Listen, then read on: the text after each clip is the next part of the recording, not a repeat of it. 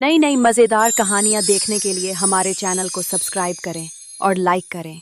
किशनपुर नाम के एक छोटे से गांव में राजू नाम का एक गरीब लड़का रहता था।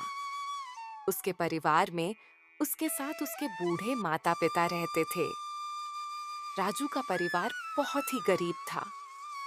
उनके पास ना तो कोई जमीन थी, नहीं खाने के लिए कोई साधन था।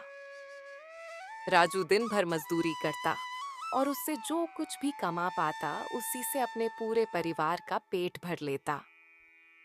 यह देखकर राजू के माता पिता बहुत दुखी होते। हमारे पास ना अपना घर है और ना ही अपनी कोई जमीन। हमारा बेटा दिन भर दूसरों के खेतों में मजदूरी करता है और उसके बदले भी उसे बहुत कम पैसे मिलते हैं। हाँ, हम दोनों अपने बेटे पर बोझ बन रहे हैं। परेशान मत हो नंदनी, हमारा बेटा बहुत मेहनती है। भगवान सब देख रहा है। राजू ने कभी किसी के साथ गलत नहीं किया। वह ईमानदारी से मेहनत मेहनत करता है। उसने बचपन से बहुत परेशानियां देखी हैं, पर उसने कभी हार नहीं मानी। एक दिन हमारा बेटा भी बहुत धन कमाएगा और उसकी सारी परेशानियां दूर हो जाएंगी। राजू हमेशा सोचता था कि आज भले ही उसकी किस्मत उसका साथ ना दे रही हो, पर उसे यकीन था कि अगर वह मेहनत करता रहेगा तो एक दिन उसका भाग्य भी बदलेगा और उसकी सारी परेशानियां खत्म हो जाएंगी। एक दिन राजू धनराज जमींदार के खेत पर काम कर रहा था। धनराज पास के एक पेड़ के नीचे बैठा था। राजू अपने काम में लगा हुआ था। तभी उसने देखा कि धनराज बहुत ही उदास है और गहरी चिंता में डूबा हुआ है। धनराज को उदास देख राजू तुरंत धनराज के पास गया और बोला, क्या हुआ मालिक, आप बहुत उदास लग रहे हैं। मुझे ऐसा लग रहा है जैसे आप किसी गहरी चिंता में हैं। कुछ हुआ है? मुझे बताइए, क्या पता मैं आपकी कोई सहायता कर सकूं। राजू की बात सुनकर धनराज को गुस्सा आ गया और वह राजू से गुस्से में बोला, अरे तू मेरी क्या सहायता करेगा? तू खुद अपनी सहायता कर सकता है क्या? अगर तू किसी की सहायता करने के काबिल होता तो क्या तुझे 2 वक्त के खाने के लिए आज मेरी जमीन पर काम करने की जरूरत पड़ती? चल यहां से जा, अपना काम कर और मुझे परेशान मत कर। सेठ जी, ऐसा नहीं है। यह सब वक्तव्य की बात है। सब किस्मत का खेल है और इंसान को अपनी मेहनत पर विश्वास रखना चाहिए। आज भले ही किस्मत मेरे पक्ष में ना हो, लेकिन अगर मैं ईमानदारी और लगन से मेहनत करता रहूंगा तो किस्मत भी एक दिन मेरी तरफ झुक जाएगी। मेहनत और धैर्य से तकदीर के दरवाजे खुलने में देर हो सके, लेकिन मेहनत कभी बेकार नहीं जाती। राजू की बात सुनकर धनराज बहुत प्रसन्न हुआ। अरे राजू, तेरे विचार तो बहुत अच्छे हैं। तेरी बातें सुनकर मन को एक सुकून सा मिला है। इतनी परेशानियों में भी तू अपनी जिंदगी खुश होकर काट रहा है। सेठ जी, यह सब मेरे पिता की सीख है। जब भी मैं किसी चीज के लिए अपने पिता से जिद का था तो मेरे पिता हमेशा मुझे यही समझाते थे। बेटा राजू, हमारे पास इतना धन नहीं है कि मैं तेरी हर इच्छा पूरी कर सकूं। लेकिन एक बात हमेशा याद रखना, जिंदगी भी मौसम की तरह होती है। कभी यह धूप की तरह खुशियों से भरी होती है, कभी ठंड की तरह कठिनाइयां लाती है और कभी बारिश की तरह परेशानी आती है। लेकिन जैसे हर मौसम बीत जाता है, वैसे ही जिंदगी के मुश्किल हालात भी गुजर जाते हैं। बस धैर्य और हिम्मत बनाए रखना जरूरी है, क्योंकि एक दिन सब कुछ ठीक हो ही जाता है। अरे वाह, लगता है तेरे पिता बहुत ही नेक इंसान है। किसी दिन मैं भी उनसे जरूर मिलूंगा। मालिक, क्या हुआ है? आप एक बार मुझे साफ साफ बताइए। क्या पता आपकी परेशानी का कोई हल मिल ही जाए। अरे राजू, मैं एक बहुत बड़ी परेशानी में फंस गया हूं। मुझे अपनी परेशानी का कोई भी हल नजर नहीं आ रहा है। सेठ जी, एक बार मुझे बताइए तो क्या पता आपकी परेशानी का कोई हल निकल ही जाए। राजू, हमारे गांव में मेरे पिता की एक पुश्तैनी जमीन थी जो काफी पीढ़ियों से हमारे पास थी। उस पर मेरा और मेरे भाई का हक है, पर हमारे गांव के ही दो बाप बेटों ने उस पर कब्जा कर लिया है। मैं पुलिस थाने में केस दर्ज कराने की सोच रहा था, लेकिन गांव के बहुत बड़े बड़े लोग उनके साथ हैं। मैं कितनी भी कोशिश कर लूं, लेकिन मैं उन लोगों का कुछ नहीं बिगड़ पाऊंगा। बसी फॉरवे कही पाऊंगा। अब तो उन लोगों ने उस जमीन पर खेती भी शुरू कर दी। मेरे पिता की पुश्तैनी जमीन मेरे हाथों से छीनी जा रही है, इसलिए मैं बहुत परेशान हूं। मुझे समझ नहीं आ रहा मैं अब क्या करूं। आप सही कह रहे हैं सेठ जी। अगर आप कानून का सहारा लेकर भी अपनी जमीन को वापस लेने की कोशिश करेंगे तो भी आप उनका कुछ नहीं कर पाएंगे। हाँ राजू, अब तू ही बता मैं अब क्या करूं। मैं तो सोच सच कर परेशान हो गया हूं, मौका हूं। मेरी पुश्तैनी जमीन छीनी जा रही है और मैं कुछ भी नहीं कर पा रहा। राजू ने कुछ देर सोचा और कहा, मालिक, आप चिंता मत कीजिए। हर परेशानी का कोई ना कोई हल जरूर होता है। अगर आप चाहे तो एक तरीका है जिससे आप अपनी जमीन वापस पा सकते हैं।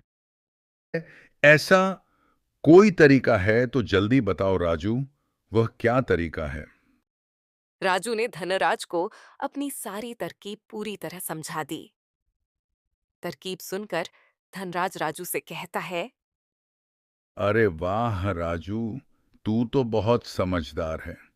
तूने तो बहुत अच्छी तरकीब बताई है। ऐसे तो मेरी जमीन मुझे जरूर मिल जाएगी। मैं तुझसे वादा करता हूं, अगर तेरी यह योजना सफल हुई तो मैं अपनी जमीन का एक हिस्सा तेरे नाम कर दूंगा। अरे मालिक, आप ऐसा क्यों कह रहे हैं? आप मेरे मालिक हैं। आपकी वजह से मुझे अपने घर के लिए 2 वक्त का खाना मिल जाता है। आपकी मदद करना तो मेरा फर्ज है। मुझे आपकी जमीन नहीं चाहिए। ठीक है? राजू, तुम बहुत नेक इंसान हो। कल से तुम इस काम पर लग जाओ। राजू फिर से खेत में अपने काम पर लग जाता है। अगले दिन राजू, राकेश और मोहन नाम के उन बाप बेटों के पास पहुंच जाता है जिन्होंने धनराज की जमीन पर कब्जा कर रखा था। नमस्कार सेठ जी। जी, मैं यहाँ से गुजर रहा था तो पास के लोगों ने बताया कि आपके यहाँ काम के लिए मजदूर की जरूरत है। क्या आपके यहाँ मुझे भी कोई काम मिल सकता है? अरे कौन हो तुम? तुमसे किसने कह दिया कि यहाँ मजदूर की जरूरत है? यहाँ किसी मजदूर की जरूरत नहीं है। सेठ जी, मैं एक मजदूर हूँ। पास ही के एक गांव में रहता हूँ। काम की तलाश में इधर उधर भटक रहा हूँ। हर दिन कहीं ना कहीं काम मिल जाता है। बस उसी काम को करके अपना पेट पालता हूँ। कभी खेती कर लेता हूँ तो कभी कोई मजदूरी। यह तो ठीक है, पर हमारे यहाँ फिलहाल कोई काम नहीं है। सेठ जी, मैंने तो सुना है कि आप लोग इस गांव के सबसे बड़े जमींदार हैं। आपके पास बहुत सारी जमीन है, इसलिए आपके यहाँ हमेशा मजदूरों की जरूरत रहती है। इसलिए मुझे लगा कि यहाँ मुझे कोई ना कोई काम जरूर मिल जाएगा। अरे भाई, मैंने कहा ना, यहाँ किसी भी मजदूर की जरूरत नहीं है। इसका मतलब धनराज सेठ आपके बारे में सही कह रहे थे। धनराज ने हमारे बारे में क्या कहा? अरे कुछ नहीं सेठ जी, चलिए तो मैं चलता हूँ। सेठ जी, आपके यहाँ तो कोई काम नहीं है। मैं अपने लिए कहीं और कोई काम देख लेता हूँ। राजू वहां से जाने लगता है। तभी राकेश मोहन ने राजू को रोककर यह पता लगाने के लिए बोलता है कि धनराज ने राजू को उन लोगों के बारे में क्या बताया है। अरे भाई, इधर आओ, शायद तुम्हारे लिए हमारे पास एक काम है। राजू तुरंत उनके पास चला गया और बोला, धन्यवाद सेठ जी, बताइए क्या काम है? आप जो भी काम बोलेंगे मैं हर काम करने के लिए तैयार हूं। आखिर बूढ़े माँ बाप का पेट पालना है। अरे सब्र रखो, काम तो हम तुम्हें बता ही देंगे। पहले यह बताओ कि धनराज हमारे बारे में क्या कह रहा था। सेठ जी, मैं पहले धनराज सेठ के यहाँ काम करता था, पर वह बहुत ही कंजूस और बदतमीज आदमी है। मैं उनके यहाँ दिन रात मेहनत करता, पर इतनी मेहनत करने के बाद भी वो मेरी सही मजदूरी नहीं देता था। इस बात पर कल मेरी उससे बहस हो गई थी। फिर क्या हुआ? धनराज ने हमारे बारे में क्या कहा? जब मेरी सेठ धनराज से बहस हो रही थी, तब उसने ने मुझे कहा कि पूरे गांव में उनसे ज्यादा मजदूरी कोई नहीं दे रहा। तो मैंने गुस्से में कह दिया कि गांव के सबसे बड़े जमींदार राकेश सेठ और मोहन सेठ सबसे अच्छी मजदूरी देते हैं, इसलिए उनके यहां हमेशा काम करने वालों की भीड़ रहती है। हाँ भाई, बिल्कुल सही कहा था। आखिर हम गांव के सबसे बड़े जमींदार हैं। हमारा फर्ज है कि जो भी मजदूर हमारे यहाँ काम करता है, उसे उसकी मेहनत के हिसाब से सही मजदूरी मिले। वाह सेठ जी, आपने बहुत अच्छी बात कही। धनराज सेठ कभी भी आपकी बराबरी नहीं कर सकता। वह तो शायद आपके जितना भी नहीं सोच सकता। राकेश और मोहन राजू की चापलूसी भरी बातों में आ जाते हैं और उसे अपने यहाँ काम पर रख लेते हैं। चलो अब काम की बात करते हैं। तुम एक अच्छे इंसान लगते हो। हमें अपने खेत पर काम करने के लिए तुम्हारे जैसे ही एक मजदूर की जरूरत है। कल से ही काम पर आ जाना। कुछ दिन ऐसे ही बीत गए। एक दिन राकेश अपने बेटे मोहन से बोला, मोहन बेटा, यह राजू तो बहुत मेहनती है। यह अकेले ही 4 लोगों का काम कर देता है। अच्छा हुआ कि हमने इसे रोक लिया। हाँ पिताजी, आप सही कह रहे हो। राजू बहुत मेहनती है। इसके जितना काम शायद ही कोई और करता होगा। ये पूरा दिन यहाँ काम पर अकेला लगा रहता है। राजू की मेहनत ने राकेश और मोहन का दिल जीत लिया। कुछ दिन और बीत गए। एक शाम राकेश और मोहन अपने खेतों का दौरा कर रहे थे। जब वे अपने खेत पर पहुंचे तो देखा कि राजू इतने देर तक भी काम कर रहा था। राजू भाई, अब तो रात होने वाली है। तुम इतनी देर तक काम क्यों कर रहे हो? अब घर जाओ और आराम कर लो। सेठ जी, हमारी किस्मत में आराम कहाँ है? घर पर बूढ़े माँ बाप है। काम नहीं करूंगा तो उनके लिए 2 वक्त का खाना कहां से जुटा पाऊंगा? घर पर बैठकर आराम करने से अच्छा है कि मैं काम करूं। इस तरह मेरा मन भी लगा रहता है। तुम बहुत मेहनती हो राजू, आज का काम यहीं छोड़ दो और घर जाकर आराम करो। नहीं सेठ जी, इसकी कोई जरूरत नहीं है। मैं काम करने में ही खुश हूं। आप लोग जाइए, मैं ठीक हूं। ठीक है राजू, फिर हम जाते हैं। जब तुम्हारा मन करे काम खत्म करके अपने घर चले जाना, ठीक है? इसके बाद राकेश और मोहन खेत को राजू के भरोसे छोड़कर चले गए। अगली सुबह जब मोहन और राकेश अपने खेत पर लौटे तो देखा कि वहां पुलिस खड़ी है। पुलिस को देखकर दोनों दौड़ते हुए आए और पूछा, क्या हुआ थानेदार साहब, आप यहाँ क्या कर रहे हैं? क्या यह जमीन तुम दोनों की है? हाँ थानेदार साहब, यह जमीन हमारी है। हमारे पास इसके कागजात भी हैं। फिर तो तुम दोनों को ले जाकर जेल में डालना ही पड़ेगा। ये क्या कह रहे हैं थानेदार साहब? हम कुछ समझे नहीं। आप क्या कहना चाह रहे हैं? अभी तुम दोनों बहुत अच्छे से समझ जाओगे। वो देखो तुम्हारी जमीन से क्या निकला है। थानेदार साहब, यह किसकी लाश है और यह हमारे खेत में कहां से आ गई? अब बहाने मत बनाओ। पहले लोगों को मारो, फिर उन्हें अपनी जमीन में गाड़ दो, और अब कह रहे हो कि यह क्या है? नहीं थानेदार साहब, हमें नहीं पता कि यह सब क्या है। ये लाश यहाँ कैसे आई, हमें कुछ नहीं पता।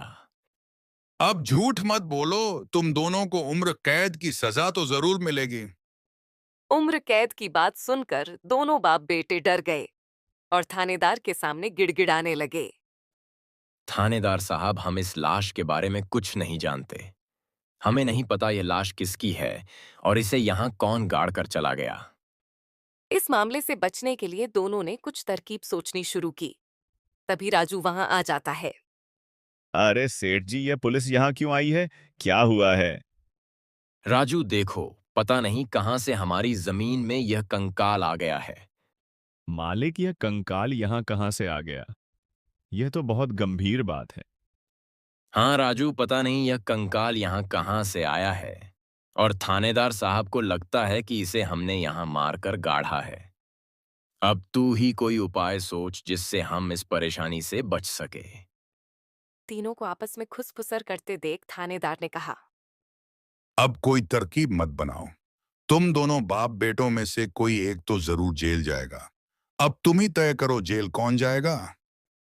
थानेदार साहब, थोड़ा सा समय दीजिए, हम तय कर ले कि जेल कौन जाएगा। मैं बस 5 मिनट देता हूं। जल्दी से फैसला करो कौन जाएगा जेल। देखो मालिक, दोनों के फंसने से अच्छा है कि कोई एक फंसे। अब सोचिए कौन जाएगा। हम दोनों में से कोई भी जेल नहीं जाना चाहता। राजू भाई, कोई उपाय सोचो जिससे हम दोनों इस मुसीबत से बच सके। मालिक, एक बात कहूं, इस कंगाल को देखकर ऐसा लगता है कि इसे काफी महीने पहले जमीन में दबाया गया होगा। देखो राजू भाई, सच कहूं तो यह जमीन हमने कुछ महीने पहले ही धनराज से हड़प ली थी। राकेश की बात सुनकर राजू ऐसा दिखाने लगा जैसे उसे कुछ पता ही ना हो। क्या कहा मालिक? आपने यह जमीन हड़पी थी? मुझे कुछ समझ नहीं आ रहा। जरा साफ साफ बताइए। राकेश ने जमीन हड़पने की पूरी कहानी राजू को बताई। पूरी कहानी सुनने के बाद राजू ने कहा। मालिक, मेरे पास एक तरकीब है जिससे सांप भी मर जाएगा और लाठी भी नहीं टूटेगी। जल्दी बताओ राजू भाई, क्या तरकीब है?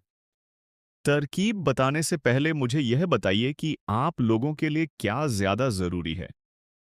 यह है जमीन या आप दोनों की जान? राजू, इसमें पूछने वाली कौन सी बात है? हमारे लिए जमीन से ज्यादा हमारी जान प्यारी है। तो एक काम कीजिए मालिक, आप सबसे पहले जाकर थाने आर को बताइए कि यह जमीन सेठ धनराज की है। आप उनसे बोलिए कि हमने तो कुछ महीने पहले ही यह जमीन बस काम करने के लिए उनसे ली थी। बाकी का काम मैं संभाल लूंगा। अरे राजू, लेकिन इससे तो हमारी जमीन हमसे छीन जाएगी, फिर क्या होगा? नहीं मालिक, शायद आप मेरी तरकीब समझ नहीं पाए। जब आप थानेदार को बताएंगे कि यह जमीन सेठ धनराज की है तो पुलिस किसे गिरफ्तार करेगी? सेठ धनराज को। और जब धनराज जेल चला जाएगा तब आप पार फिर से जमीन पर कब्जा कर सकते हैं। इससे आप लोग भी जेल जाने से बच जाओगे और जमीन भी आपके ही के पास रहेगी।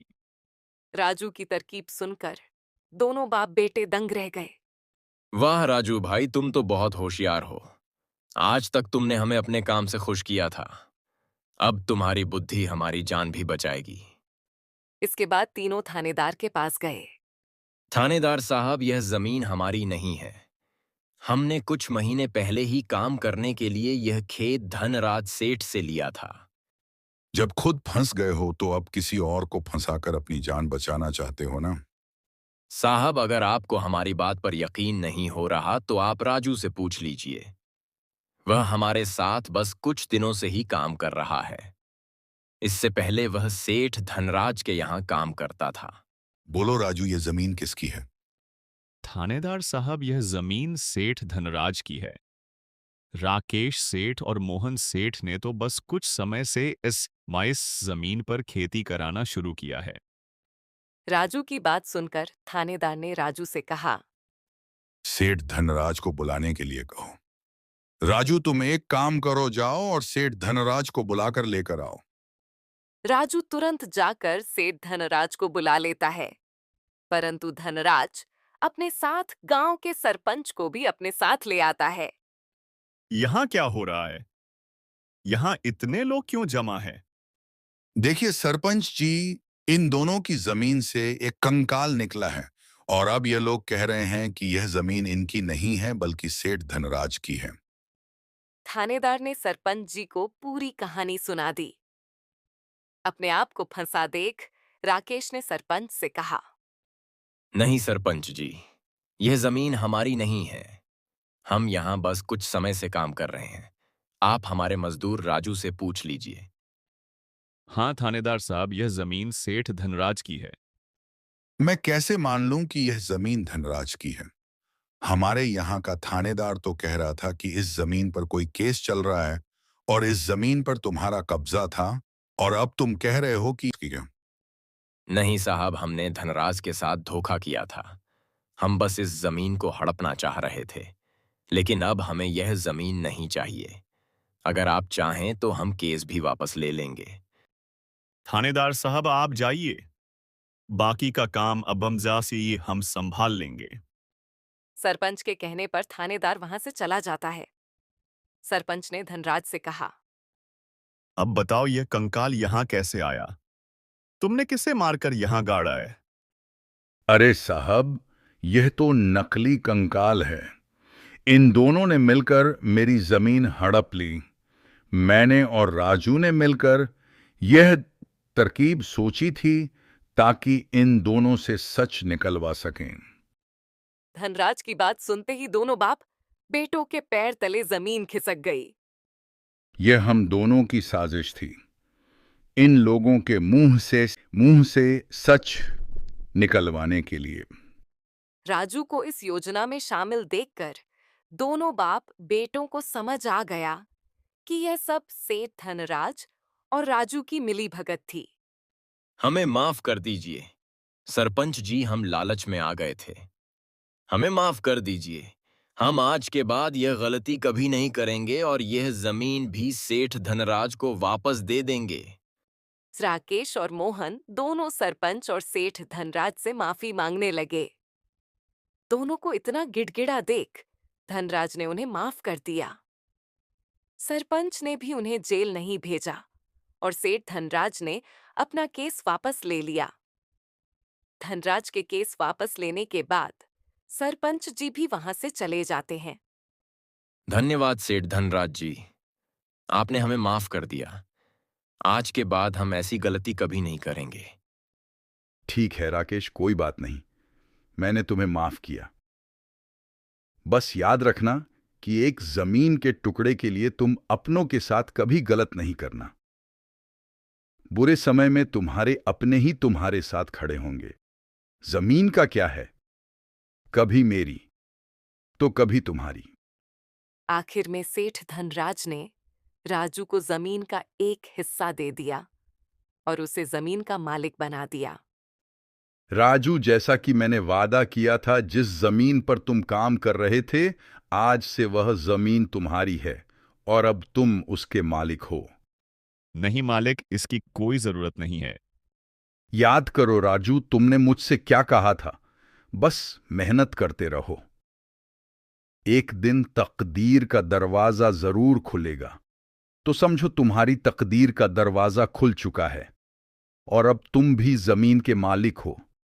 अब से तुम्हें किसी और के यहां काम करने की जरूरत नहीं पड़ेगी।